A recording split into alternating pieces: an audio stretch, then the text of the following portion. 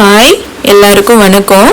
இப்போ நம்ம என்ன பார்க்க போறோம்னா உருளைக்கிழங்கு வறுவல், பொட்டேட்டோ ஃப்ரை பார்க்க போறோங்க. அதுக்கு 2 மீடியம் சைஸ் உருளைக்கிழங்கு எடுத்து தோல் சீவிட்டு இந்த மாதிரி நறுக்கி தண்ணியில் போட்டு வச்சுக்கணும். நல்லா அலசிட்டு தண்ணியில் போட்டு வச்சுக்கணுங்க. தண்ணியில் போடலன்னா கருத்துரும் உருளைக்கிழங்கு, அதனால தண்ணியில் போட்டு வச்சுக்கணும்.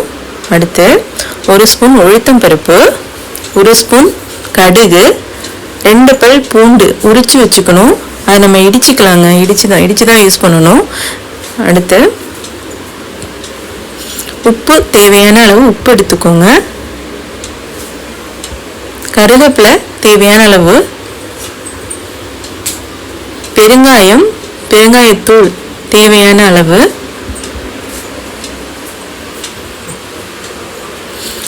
எண்ணெய், கடலை எண்ணெய் எடுத்துக்கலாம். 1/4 டீஸ்பூன் மஞ்சத்தூள் எடுத்துக்கலாம்.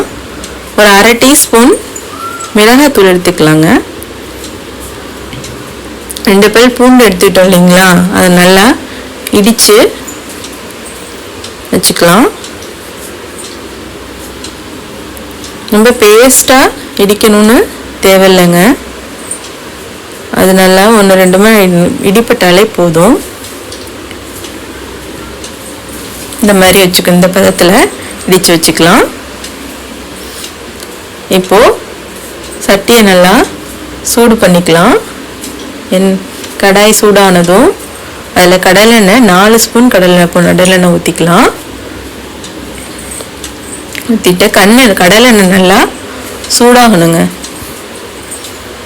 சூடானதும்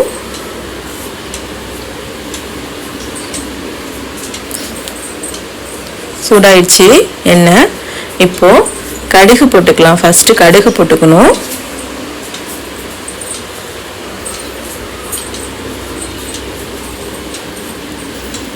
கடுகு நல்லா பொரியணும்.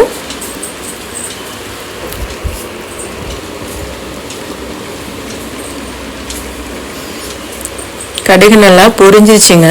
இப்போ உளுத்தம்பருப்பு போட்டுக்கலாம். உளுத்தம்பருப்பு பொன்னிறமாக பொரியணுங்க. அது நல்லா பொரிஞ்சதும் தான் அடுத்ததை போடணும். பொன்னிறமாக பொரியணும்.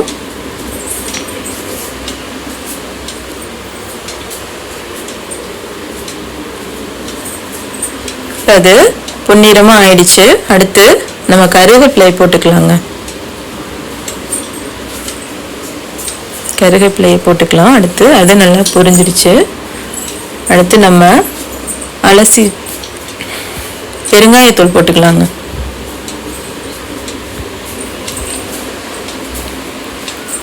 பெருங்காயத்தூள் போட்டதும் நம்ம அலசி எடுத்து வச்சிருந்த உருளைக்கிழங்கு போட்டுக்கலாம்.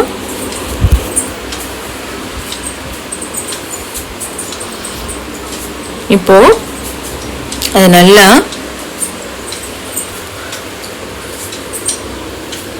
பரட்டிக்கிட்டே இருக்கணுங்க. நல்லா அதை பரட்டி கொடுத்துட்டு இருக்கணும். இப்படி பண்ணிகிட்டே இருந்தால் தான் அது நமக்கு அடி பிடிக்காதுங்க. அதனால் அதை நல்லா கிளறி கொடுக்கணும். கைவிடாமல் கொஞ்சம் கிளறிட்டே இருந்தால் தான் அது அடி பிடிக்காமல் இருக்கும். இல்லைன்னா அந்த உருளைக்கிழங்கு போய் அடியில் ஒட்டிக்குங்க. ஒட்டாமல் வரணும்னா இந்த மாதிரி நம்ம கிளறிட்டே இருக்கணுங்க.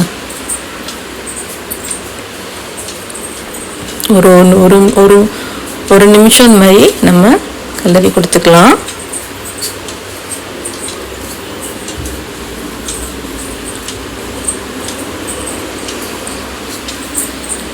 இது வரைக்கும் நமக்கு அடுப்பு ஹைலே இருக்கட்டுங்க.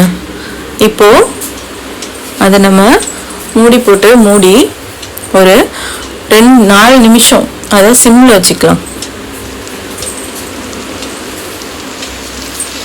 கிளறி கொடுத்துட்டு இப்போ அதை நம்ம மூடலாங்க.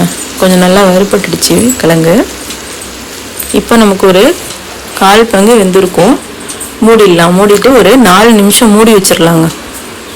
சிம்மில் வச்சுருங்க அடுப்பை. இப்போது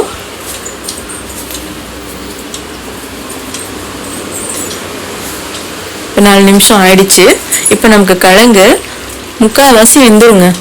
வெந்ததும் இப்போ நம்ம அதை மறுபடியும் கிளறி பாருங்களேன், கொஞ்சம் கூட அடி பிடிக்கல நமக்கு. ஏன்னா சிம்மில் வச்சிடணும், அதனால் கொஞ்சம் அடி பிடிக்காது நமக்கு. அடுத்து 1/4 டீஸ்பூன் மஞ்சள் போட்டுக்கணும். 1 டீஸ்பூன் மிளகாய் தூள் போட்டுக்கணும். காரம் உங்களுக்கு தகுந்தாப்பில் காரம் போட்டுக்கோங்க. இங்கே குழந்தைங்கள்லாம் இருக்கிறதுனால நான் அவ்வளோதான் காரம் போடுவேன். உங்களுக்கு காரம் நல்லா தேவைன்னா இந்த டயத்தில் கொஞ்சம் மிளகாய் தூள் கொஞ்சம் எக்ஸ்ட்ராவே போட்டுக்கோங்க.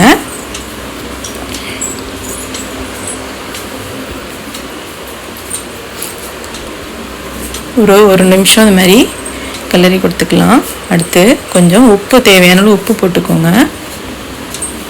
1/4 டீஸ்பூன் உப்பு போட்டால் போதும்.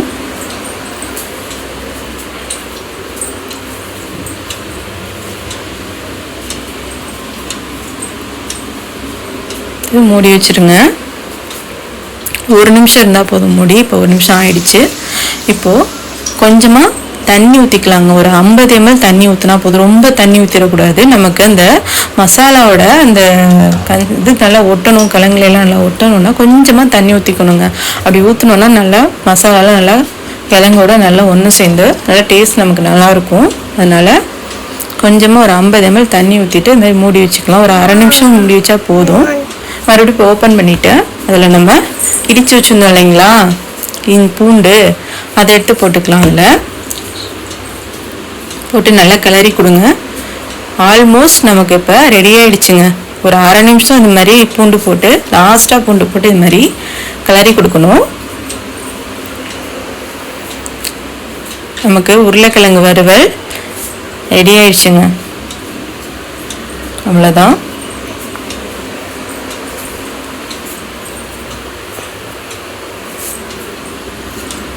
ரெடி ஆயிடுச்சு. இப்போ நமக்கு அடுப்பை ஆஃப் பண்ணிடலாம். ஆஃப் பண்ணிட்டா இப்போ நமக்கு உருளைக்கிழங்கு வறுவல் ரெடி ஆயிடுச்சு.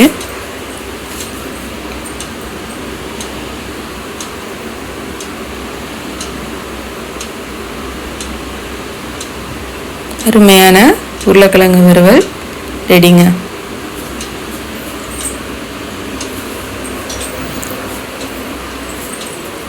இந்த உருளைக்கிழங்கு வறுவலை நம்ம ஒரு 10 நிமிஷத்தில் செஞ்சிடலாங்க. ரொம்ப கஷ்டப்படணும்னு தேவை கிடையாது. ஈஸியாக செஞ்சிடலாம். எவ்வளோ பிகினர்ஸாக இருந்தாலும் சமையலில் இதை நம்ம சூப்பராக செஞ்சிடலாம். ட்ரை பண்ணி பாருங்கள். இது நமக்கு தயிர் சாதத்துக்கு சூப்பராக இருக்கும். அப்புறம் ரச சாதத்துக்கும் செம்மையாக இருக்குங்க. வேறு எதுவுமே தேவை கிடையாது. ரசத்துக்கும் தயிர் சாதத்துக்கும் இது ஒன்று போதும். நம்ம நிறைய சாப்பிட்லாம். சூப்பர் டேஸ்ட்டாக இருக்கும். அடுத்து லெமன் சாதத்துக்கும் நல்லாயிருக்கும். ஓகேங்க, நீங்களும் இதை செஞ்சு பார்த்துட்டு எப்படி வந்துச்சுன்னு எனக்கு கமெண்ட்ஸ் பண்ணுங்கள். இந்த வீடியோ உங்களுக்கு பிடிச்சிருந்தா லைக் பண்ணுங்கள், ஷேர் பண்ணுங்கள், சப்ஸ்கிரைப் பண்ணுங்கள். பாய்.